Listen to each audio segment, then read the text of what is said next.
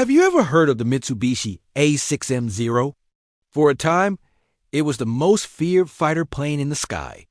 When World War II began, the Zero completely shocked the Allies. It was light, incredibly agile, and had a range that no one thought possible. Western powers had completely underestimated Japanese technology, and they paid a heavy price for it. In the early days of the Pacific War, the Zero was untouchable. It boasted an incredible kill ratio, something like 12-1 against Allied planes. Pilots in American P-40 Warhawks and British Spitfires simply couldn't keep up with its sharp turns and lightning-fast climbs. The legend of the Zero was born in these dogfights over the Pacific. But the tide began to turn with a stroke of luck for the Allies. On a remote Alaskan island called Akutan, a Japanese pilot named Tadayoshi Koga crashed his nearly perfect Zero. The Americans recovered it, shipped it back to the States, and tore it apart. What they found was both brilliant and flawed.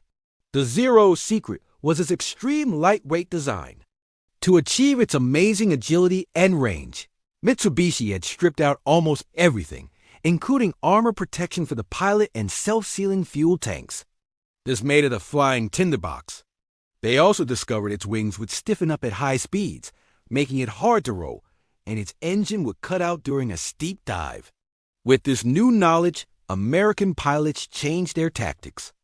Instead of trying to outturn the Zero in a classic dogfight, they adopted a strategy called boom and zoom. They would use their heavier, more powerful planes like the new F6F Hellcat to dive on the Zeros from high above, fire a quick burst, and then use their speed to climb away safely. The Zero couldn't follow them into a dive or catch them in a climb.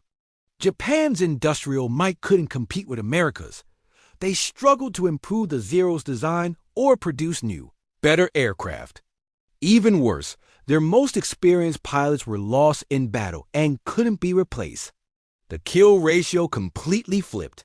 By 1944, the once invincible Zero was tragically relegated to a final desperate role, the kamikaze. Loaded with explosives, these planes were flown on suicide missions against American warships. It was a grim end for an aircraft that once ruled the skies. The story of the Zero is a fascinating look at how technology, strategy, and industrial power can shape the course of history. Thanks for watching, and if you enjoyed this, don't forget to like and subscribe for more stories like it.